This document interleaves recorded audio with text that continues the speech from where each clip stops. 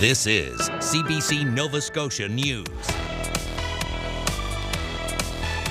Protester charged. A man is in custody accused of climbing on Premier Tim Houston's vehicle and breaking the windshield.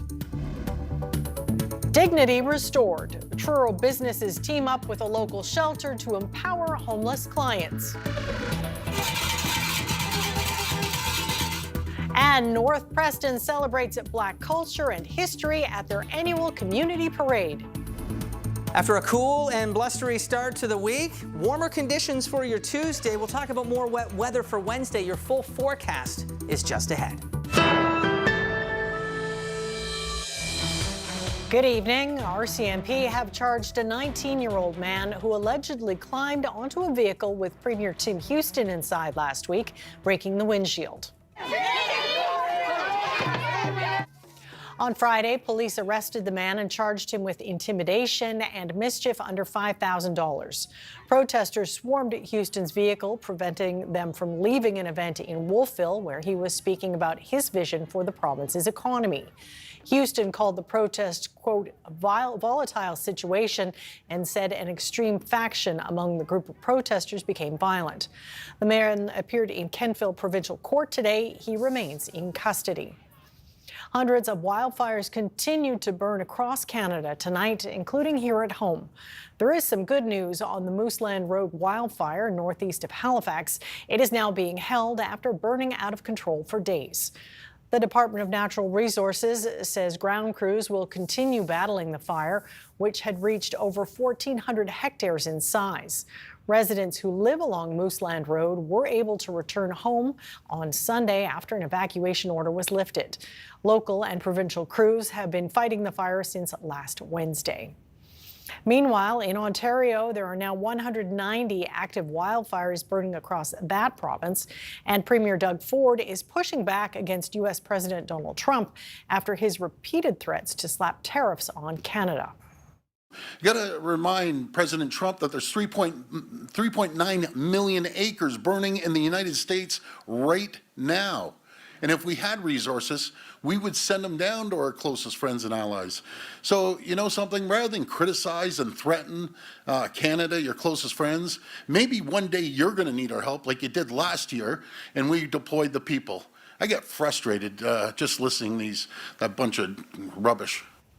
56 of the wildfires are out of control. More than a dozen of them started in the last day. About 1,800 people have been forced out of their communities. Rain has helped temper some fires, but the hazard remains high.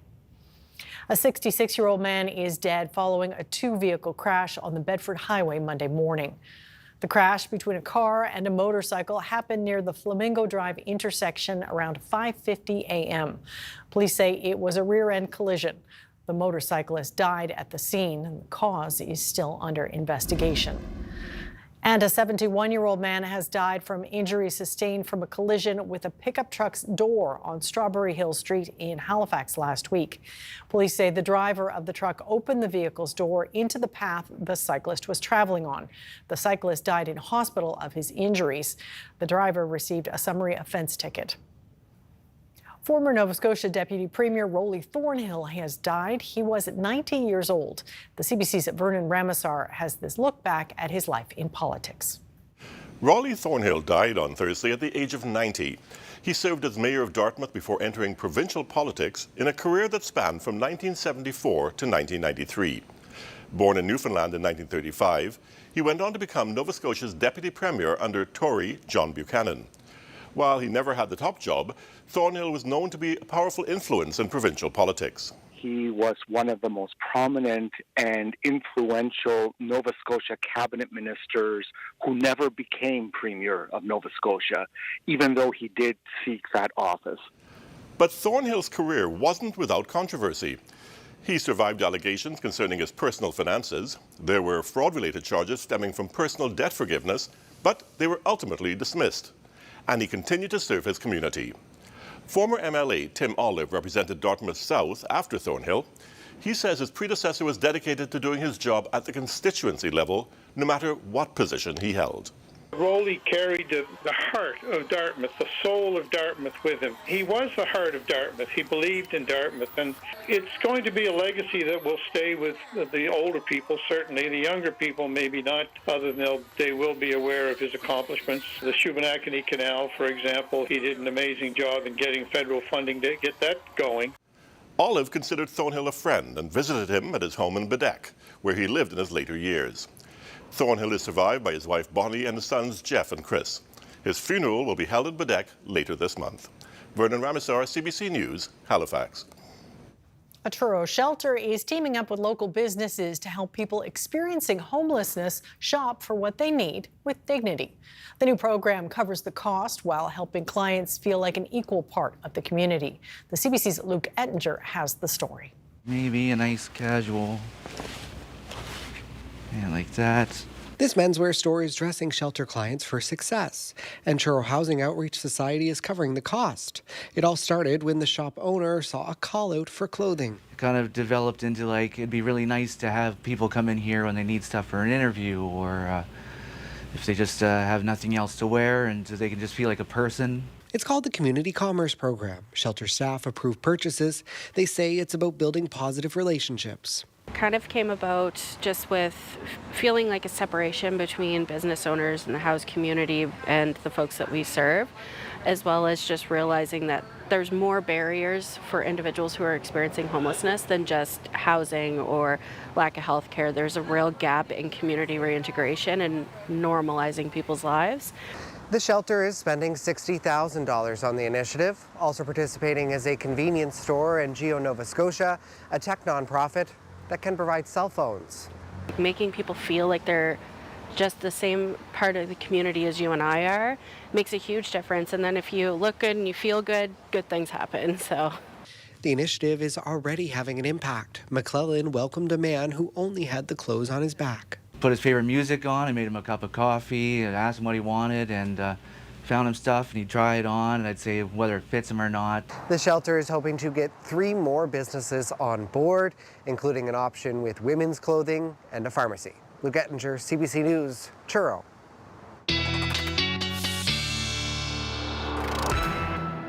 And Jay is here for a first look at the weather. So it was a bit of a cool start this morning, but it turned into a pretty pleasant day. Yeah, I'm not complaining. I like the cooler start to the day. And it did see, well, a temperature near seasonal this afternoon. More importantly, not too muggy either. It was blustery, but not as windy. It's certainly not the wet weather that we saw yesterday with over 25 to 50 millimeters of rain across the Halifax area. Other spots were less so, but that was a significant amount of rain into Sunday. Quiet conditions, though, for many folks getting back to work on a Monday after that cool start. We did see that temperature out of Stanfield up over 23 degrees, and we could be a smidge warmer tomorrow. A bit more humidity building in tomorrow, but nothing too oppressive ahead of more wet weather that will be pushing in early into Wednesday morning. So let's take a look at what we can expect over the next 24 hours. That sky stays mainly clear tonight, just a few clouds, likely some fog patches setting up overnight, and that is because the wind does ease. Once it picks up with the sunshine, that fog should retreat to the coast and lift pretty quickly, but the clouds gradually build afternoon and evening, and that is ahead of some wet and windy weather into Wednesday. Amy. All right. Well, we'll talk soon. Thanks, Jay. Yeah. A new field station is helping solve the mysteries of Atlantic Canada's white shark population. The CBC's Moira Donovan visited the remote station on Big Tancook Island to learn more. This is the commute to the new field station peeling back the curtain on one of the planet's emerging white shark populations. The Tancook Islands Marine Field Station, founded in 2025, is helping to show how white sharks are coming into Atlantic Canadian waters. Like, this is basically the highway that white sharks are coming up from the south up into Canada. So they're literally passing between Ironbound and Pearl. All of the sharks that come from south come up through this corridor. As he says, there are a number of unknowns when it comes to white sharks in Atlantic Canada. The station uses different methods to track white sharks, including satellite and acoustic tags, to fill in those gaps. Last year, the station's students and researchers tagged 16 sharks. This is a juvenile, immature, female white shark. It was tagged in Mahone Bay last September, October.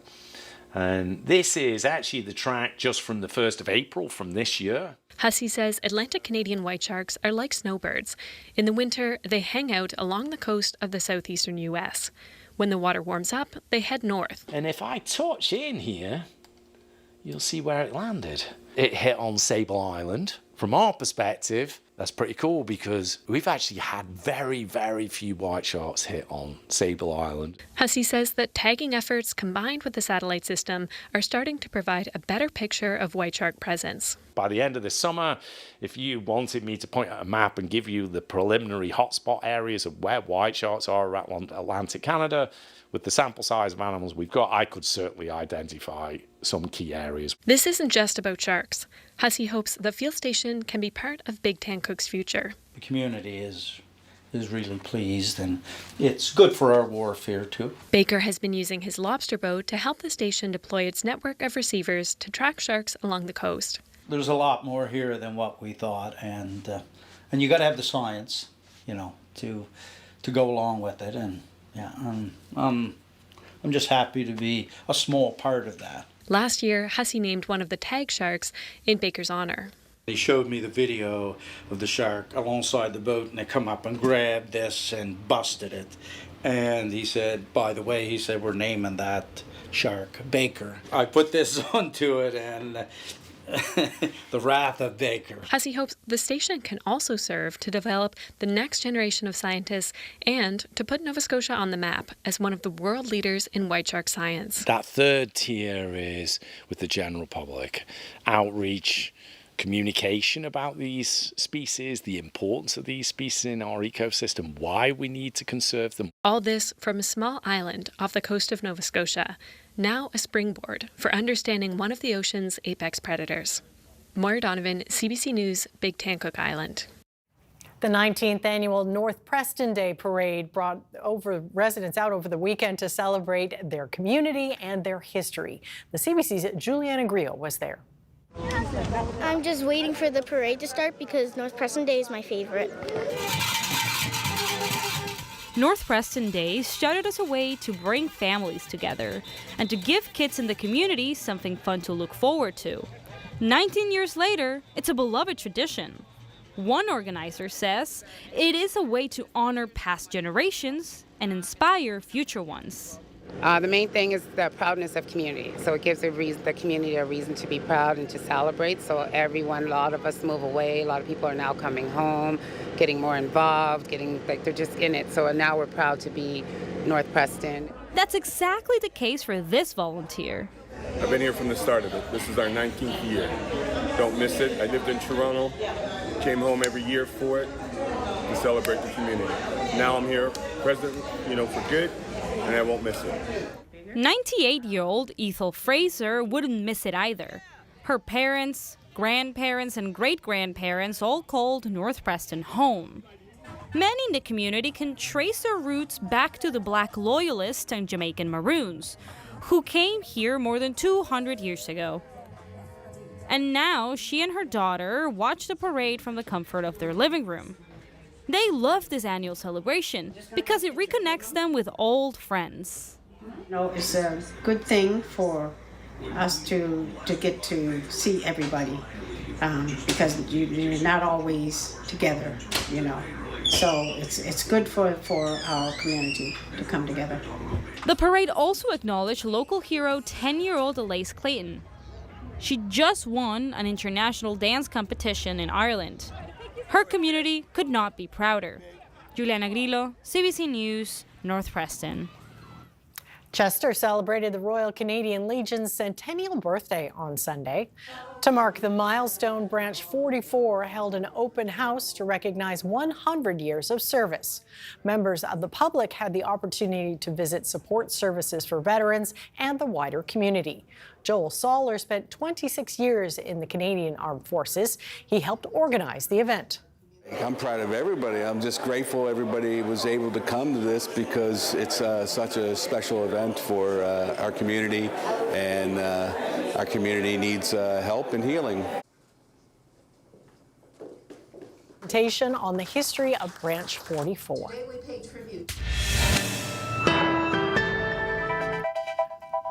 Beautiful evening over Halifax. Jay is up next with the weather forecast. Stay with us.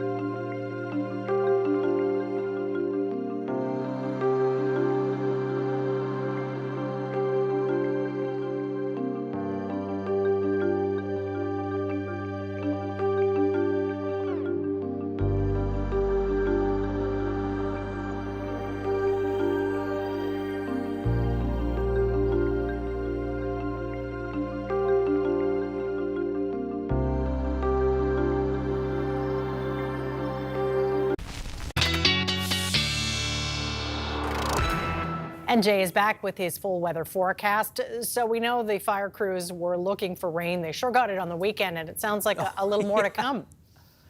Yeah, it was nice to see a bit more than anticipated, at least for the Halifax area with that fire east of Halifax. Of course, anywhere from 20 to over 50 millimeters of rain.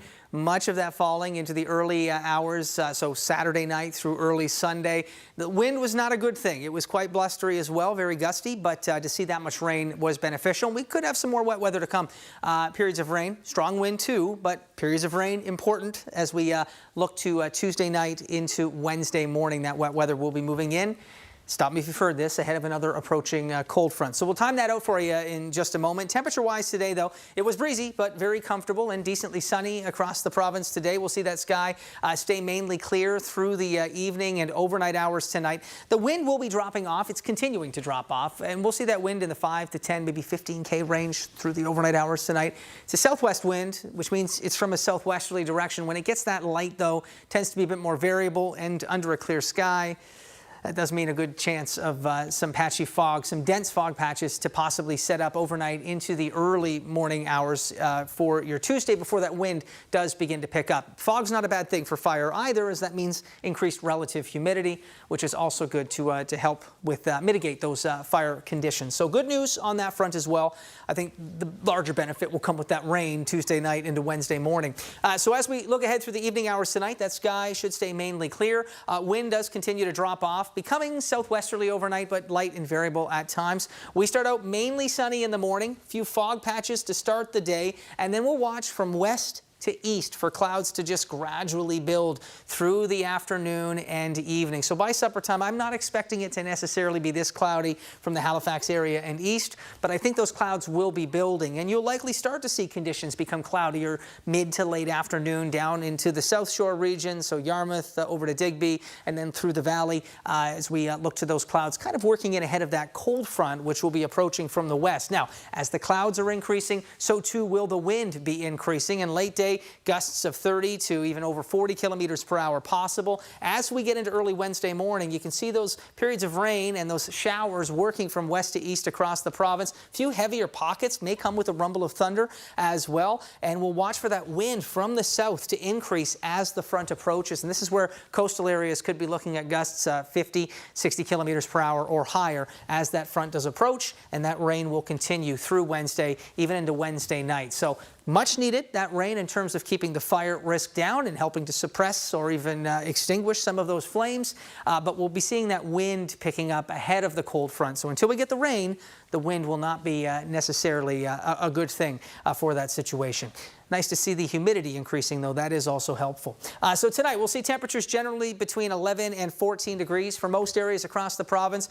We just see a few clouds to a clear sky over the province tonight, but at the surface with that wind easing, we could be looking at some dense fog patches that may linger into the early morning hours tomorrow. And then as we get into the afternoon tomorrow, the clouds will be building gradually. So fairly sunny for most of the day for the Halifax area, but by late afternoon, becoming a mix of sun and cloudier conditions developing through the evening hours. You may see those cloudier conditions a little earlier for more southern and western areas, and sunnier conditions holding a little bit longer through the day for more eastern areas as we look from Sheet Harbour through to Sydney up into Cape Breton. So watch for the clouds to build as the front is approaching, and we'll watch for the wind to pick up as well during that time, becoming fairly blustery a little later in the day for your Tuesday, even windier conditions as that rain is falling into Wednesday. So mainly sunny in the morning. We'll see a mix of sun and cloud by mid to late afternoon, and then into the evening hours, it does become mainly cloudy. Late Tuesday night through early Wednesday, that's when those periods of rain, the wet weather will be working in with that strong southerly wind. Temperatures will be a little bit cooler as a result of that. This is a cold front as well. We'll see cooler conditions with lingering showers and still quite blustery as well into your Thursday morning. And then into that long-range outlook, we do see a mix of sun and cloud for Friday and Saturday. Temperature-wise, looking very comfortable, although a little bit of humidity into the mix there as well. And then our next best bet for some rain, it is just a chance. A lot of uncertainty on this one, but we'll keep our eye on Sunday as there is a decent chance of showers then too. Amy? All right, as you say, we do need it. Thanks for that, Jay. Yeah.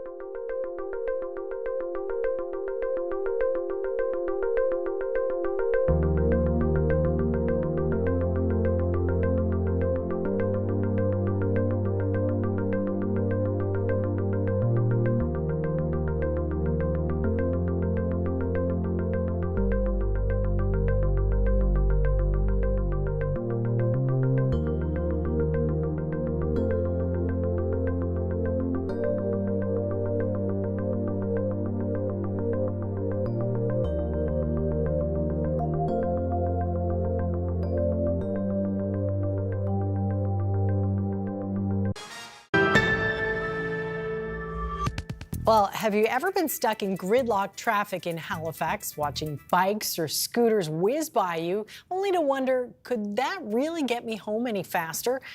That thought is what inspired our next story, an experiment that aimed at fairly testing Halifax's new active transportation infrastructure and whether it gives any advantage over cars and buses. The results may surprise you. Today, we're pitting traditional commuting methods against active transportation. Which one is the fastest in Halifax rush hour? 3, 2, 1, go! Go! Make sure you get on the roadways. I'm hoping the traffic flow isn't too high. I'm liking my chances against Brett Ruskin and the Sox. The jealousy really points to his insecurity in the car and how badly he's going to be stuck in gridlock today.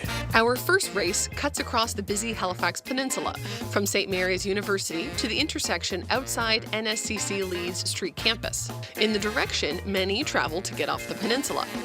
I'll take the bus, which follows the same route. But first, I've got to walk about 9 minutes to where I'll catch the 7A. Got a notification that says hurry, so I'm gonna pick up my pace a bit. See ya, Haley!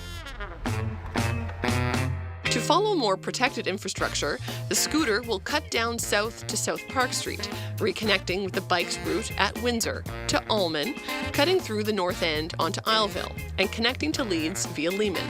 I do think I might have a good chance of winning. This is only my first time riding one of these long distance. We chose these routes after scouring transit maps and traffic patterns. Once we found the routes for car and bus, we then followed Halifax's active transportation map to draw comparable routes for the bike and e-scooter across a mix of protected infrastructure and traffic-quieted streets. It's early in today's race, but Murphy's got the lead. Oh no, here comes Tom. Here he goes. He's gonna pass me. So it looks like Google Maps is going to send me right up Roby Street. Oh, traffic light.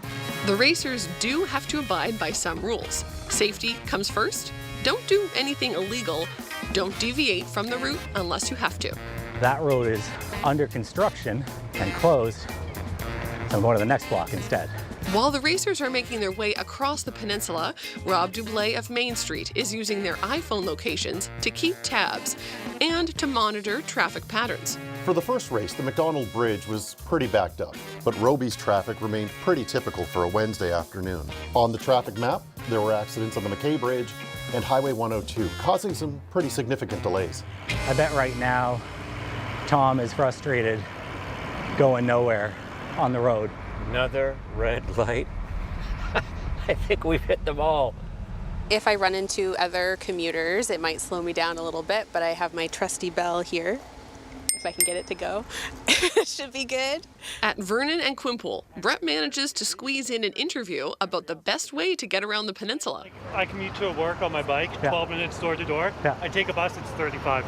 Amazing. So yeah, easily biking. makes sense. Yeah. Meanwhile, my bus has stopped near the Halifax Infirmary. This part of Roby is taking a while. I haven't gone to a bus lane yet, so that doesn't help. I'm in a race. I gotta go. Thank you.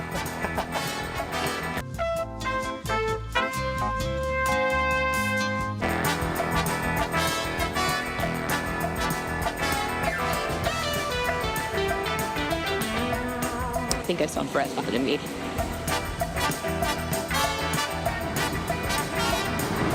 Still look no sweat, you know? So look at all these cars I'm passing. Of course, bike is the best way to get around. I know we've been hitting a lot of red lights, but I'm kind of liking our chances. As Alex turns on Almond toward Isleville, Tom hits a long line of cars towards the end of his route. Backed up pretty good down there. It didn't slow him down.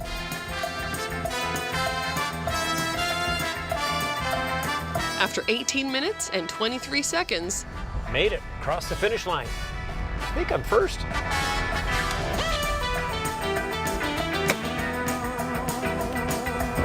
Am I the first? he doesn't get to celebrate for long. Just 50 seconds after he closes his door, No, he's there. Oh, no, go ahead, go I ahead. am the first. Go this way. Thank you. Almost. So close. So close. So close. I'm still first, right? Yeah.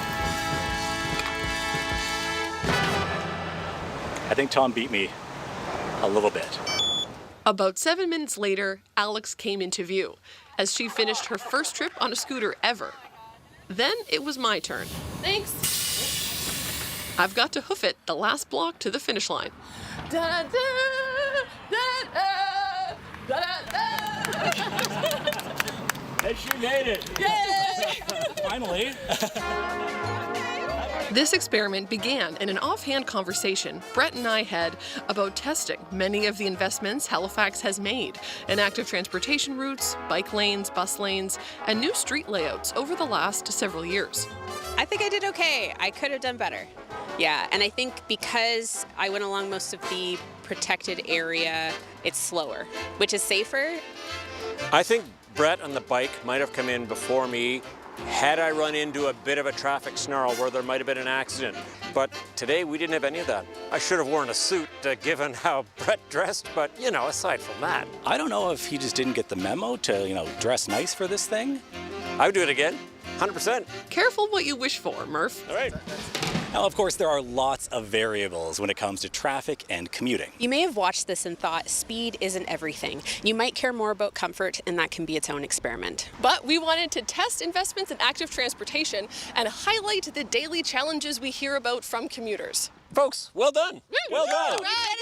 Good job, everyone. Yeah. Great work. And we've got another race ready to show you. A long route, more variables with interesting results. We'll be airing that tomorrow. Coming up, the United Kingdom officially has a new leader. Andy Burnham is now Britain's 7th Prime Minister in a decade. And officials are urging Canadians to stay safe outdoors this summer as the number of recreational deaths continues to climb.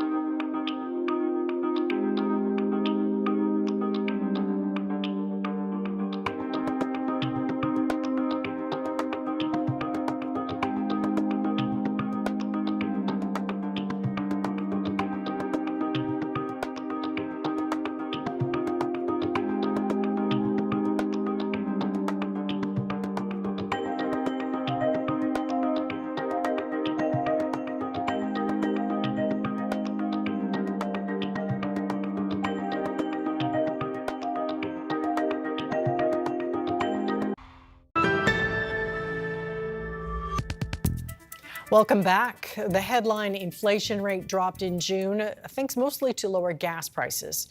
Numbers released by StatsCan show inflation eased to 2.8% last month, down from 3.2% in May.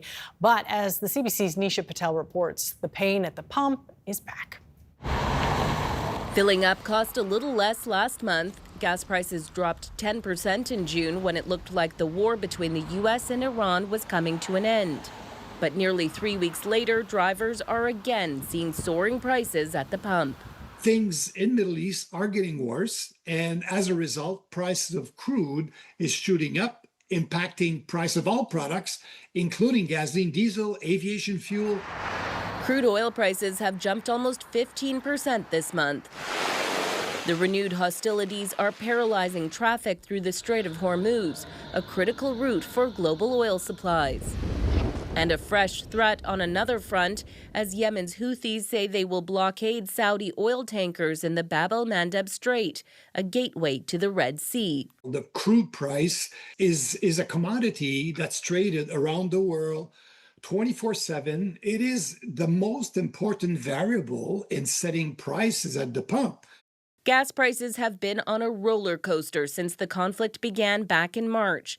The average in Canada now sits at $1.80 a litre. Right now, we don't know what the new normal is going to be, so that's the source of the volatility. And experts say it is one of the biggest risks for overall inflation in Canada if spiking energy prices start to spread throughout the economy. The question is, how long before we might start to see some of those higher costs being transferred to consumers? The months of financial strain have been weighing on many Canadians, some trying to revise their routines to ease the pressure. I bought a hybrid car, so I'm able to save at least there. I try to walk whenever I can too. I kind of regret buying a gas car, but we do what we can. That regret may deepen if gas prices stay volatile through the summer. Nisha Patel, CBC News, Toronto. More than 100 wildfires are now burning in British Columbia. The city of Kimberley, close to Alberta, is under an evacuation alert because of a nearby out-of-control wildfire. About 9,000 residents have been told to prepare to leave the area if conditions worsen. Just west of Kimberley, there's a separate alert for those who live in St. Mary's Lake area. One of the two wildfires in Matthew Creek is situated in steep mountain terrain. The area is known for strong winds, steep slopes, and dense forests. It's difficult for crews to reach the fire, which was discovered on Saturday. King Charles has appointed Andy Burnham to be the next Prime Minister of the United Kingdom, the fourth since he ascended to the throne in 2022. Briar Stewart reports that people are waiting to see what the new leader has to offer. Andy Burnham arrived at 10 Downing Street, swiftly taking office after the Labour Party rallied around him. Party officials hoping he can stay in power longer than many of his predecessors. Britain needs to show the world that we can regain our stability once again. Over the past decade, the only real constant on Downing Street has been Larry the Cat, who, like the rest of the UK, is now seeing his 7th Prime Minister in 10 years. Thank you very much, everybody. Keir Starmer was pressured to resign after his popularity plummeted, but Burnham is seen as more charismatic. He was well-liked during his 9 years as Mayor of Manchester, but now he will be steering an entire country. I think there's quite a bit of still uncertainty. We don't know what he's bringing on board. I think he does need to hold an election. We do need prime ministers who have a mandate. But Burnham says he will waste no time getting down to business. He visited a homeless shelter just before his audience with King Charles, and later in the day made changes to cabinet. Although we haven't had a lot of policy specifics, he's set out some very obvious themes. He wants to deal with cost of living. This political analyst says that Starmer spent much of his time in office dealing with international issues. Everything from the war in Ukraine to trying to manage the UK's relationship with Donald Trump. It's going to be a challenge because when you sort of want to tell a story of a government that's really focused on day-to-day economics, but you have this constant pull to focus on the big, broad global issues. One of Burnham's first calls was with the U.S. president, and he invited Donald Trump to come and visit Manchester. Other world leaders congratulated Burnham too, including Prime Minister Mark Carney. Briar Stewart, CBC News, London. CBC News has learned that Canada will play a role in a multinational program to build the next generation of fighter jets. Defence Minister David McGuinty is expected to make the announcement at an air show in the UK this week. Ashley Burke reports from the show in England. We're at one of the biggest air shows in the world, and this year there was a large Canadian presence. More than 150 Canadian companies and also 4 members of the Prime Minister's cabinet who say that they're here to try and make deals. The UK, the EU, the Baltics, the Nordics, Japan, Australia, Korea, South Korea. And we all want to come and work together. The States is stepping back from a place they used to occupy. They don't, for their own reasons, they're not there anymore. They don't want to be there. And that space needs to be occupied, and nobody's big enough to do it on their own. So we're going to come together where we can and step into it, but it will take all of us to do that. Mark Carney has promised to diversify defense spending and military partnerships so that Canada isn't relying so much on the U.S. And this air show is one way that they're trying to show the country is open for business. This visit comes ahead of an announcement by Defense Minister David McGuinty, who is also here. Sources tell me that he's expected to announce Canada is joining the Global Air Combat Program. And I'm standing right now in front of a prototype of the 6th generation fighter jet that the UK, Italy, and Japan are hoping to make by 2035. And now Canada is trying to get in on that too. Sources say that McGuinty will announce Canada's becoming an observer of the program and say that will open the door for Canada to start talking about what its companies could contribute. McGuinty didn't confirm that news today, but here's what he did say. We've been, asked to consider to become an observer state. The only such state so far to have been asked to consider this. That's a big breakthrough. This announcement is happening during an ongoing review in Canada. The government is trying to decide if it's going to move ahead and buy dozens of American F-35 jets, the 5th generation, or if they're going to have a mixed fleet that includes some European jets. And that review was launched in response to U.S. President Donald Trump's tariffs and his threats. And I'm told that this announcement doesn't mean that it's going to be a replacement for the F-35s, but rather it sends a signal to the U.S. that Canada's looking at a mixed fleet and its future in the decades to come, and that could include buying some of these fighter jets behind me. Ashley Burke, CBC News, Farnborough. As many Canadians head outdoors, officials are urging people to do so safely. It's after a spike in fatalities related to recreational activities. Jessica Chung with the warnings after a deadly start to the summer. The first piece that we talk about is wearing your life jacket or your PFD. Safety is priority number 1 for this rental shop, but the general manager says only half the paddlers he sees actually have the required gear. We get the question, do I have to wear this? And the answer is yes. Data shows recreational deaths have spiked this year. At least 30 people have drowned in BC so far in 2026, a 50% jump from last year. Meanwhile, there's been 14 motorcycle-related deaths in the spring alone, a 280% hike. That's nearly triple the 5 seen the year before. Guys, it literally looks like an apocalypse. Like this fatal motorcycle crash that shut down the Sea to Sky Highway for hours. Radio copy, you have 5 people in the water. In June, a charter boat sank off the coast of Richmond where 6 people drowned. None of them were wearing a life jacket. A month earlier, a young couple died while paddleboarding near Squamish. Now, this is the lake where 2 paddleboarders drowned in May. It's really accessible right off the Sea to Sky Highway. Now, search and rescue crews say this is a prime example of how some terrain can look harmless but can still pose dangerous risks. I'm not sure people are understanding just how dangerous some of those spots are. Squamish Search and Rescue says they've received 82 rescue calls so far this year, a jump from 51 last year. And one major factor is social media. People are seeking out these places that they're seeing on social media, and just because they're being recommended on social media doesn't mean they're safe. We have programs. Advocates say they are trying to shift the culture. We're seeing people being proud to be prepared. They're sharing that on social. So that shift in safety culture I think is visible and happening. Still has ways to go. And if you're heading out, Riches says remember the 3 T's: trip planning, training, and taking the essentials. Jessica Chung, CBC News, North Vancouver. Vespa, the iconic little scooter, has stood the test of time. It represents convenience, freedom, and style for millions. Thousands of riders buzzed through the streets of Rome recently to mark its 80th anniversary. Megan Williams has that story. They came from some 70 countries, flags fluttering, swarming through Rome on a scooter that turns 80 this year.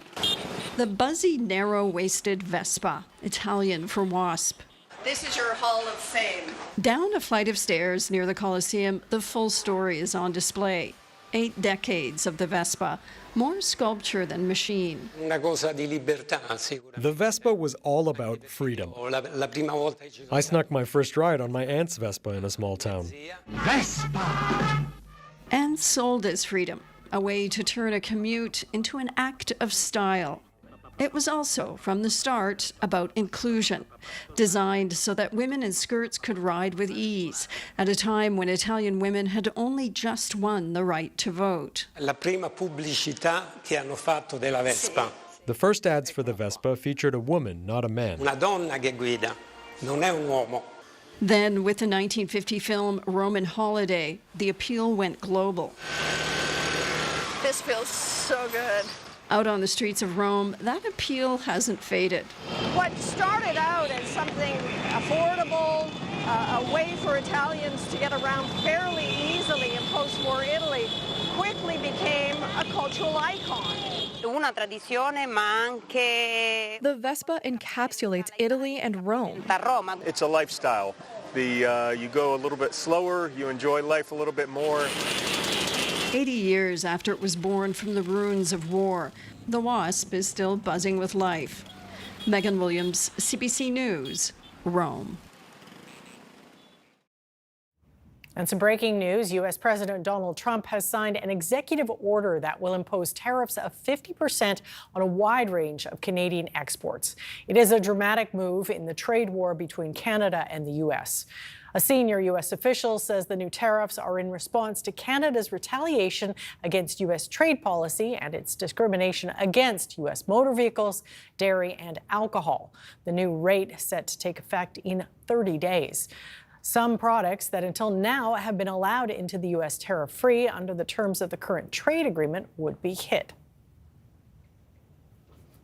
Canada's main stock index lost more than 300 points on Monday amid inflation data, while U.S. markets were also down. Here's a look at the numbers as we head to break.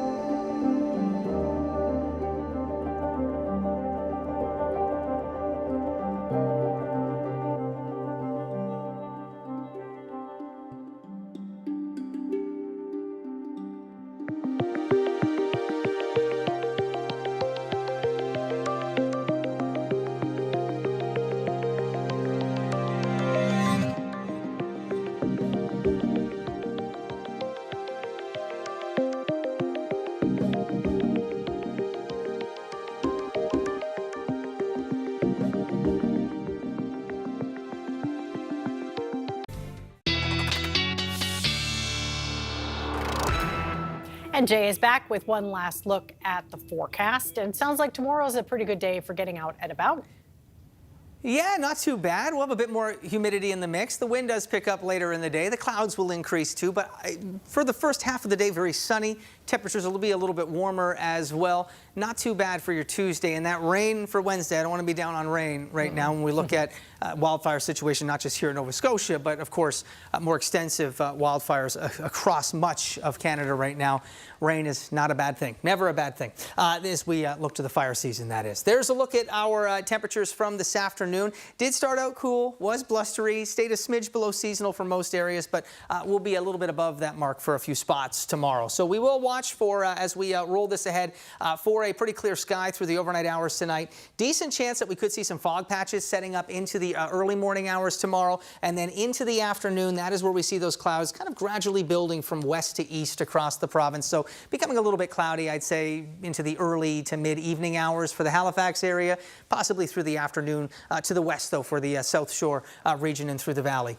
We do have a chance for some fog patches despite a clear sky to start the day in the morning. The wind from the southwest still fairly light in the morning, does begin to pick up, though, 15 gusting to 30 km through the afternoon. And as it's increasing, the clouds will be increasing. And we'll say by late afternoon for Halifax, likely a mix of sun and cloud. If you're in Yarmouth, likely mainly cloudy at that time. If you're in Sydney or up into Port Hawkesbury, areas east, likely still mainly sunny by late afternoon for you. So not too bad of a day. And in terms of the humidex values, maybe add 2 or 3 degrees for what it's going to feel like for those temperatures tomorrow. So a bit more humid than today, but not overly oppressive by any stretch ahead of what will be a fairly wet and quite windy day for Wednesday. Possibly blustery with thanks showers for that, Jay. into Thursday too. Appreciate it. Anytime.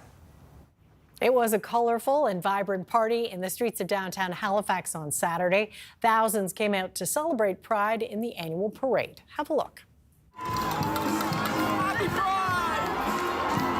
I'm here today because this is my favorite event of the year. Every single year, I've been coming since 2017. I look forward to it every year. It just makes me so happy. Hey, happy Pride, baby!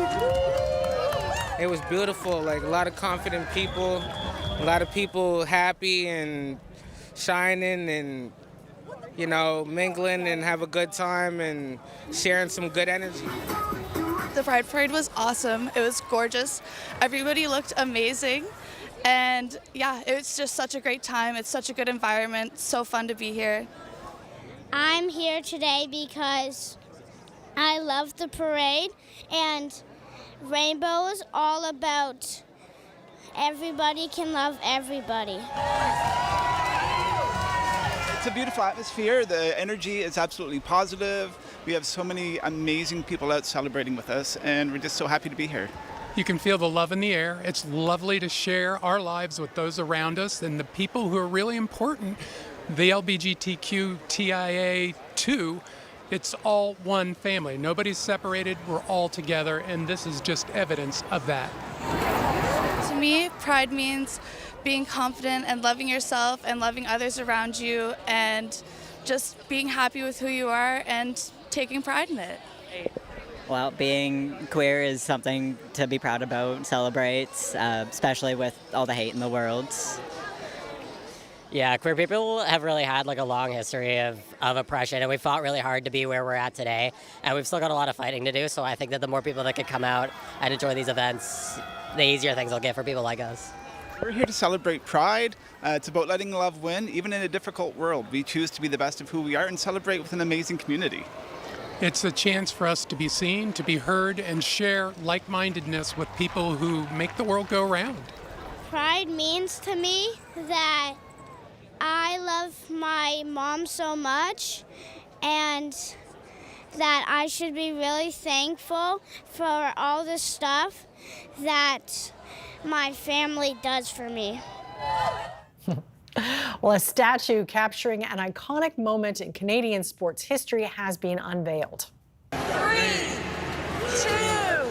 1.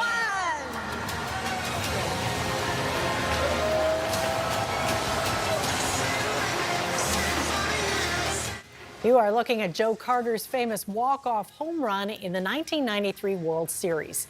It depicts Carter celebrating the homer and is engraved with the names of the rosters of the 92 and 93 World Series championships. The backside is inscribed with the famous call, "Touch 'em all, Joe, you'll never hit a bigger home run in your life." It's located outside the Rogers Center as part of the team's 50th anniversary celebrations. Well, that is it for us tonight. Thanks so much for watching. We'll see you next time.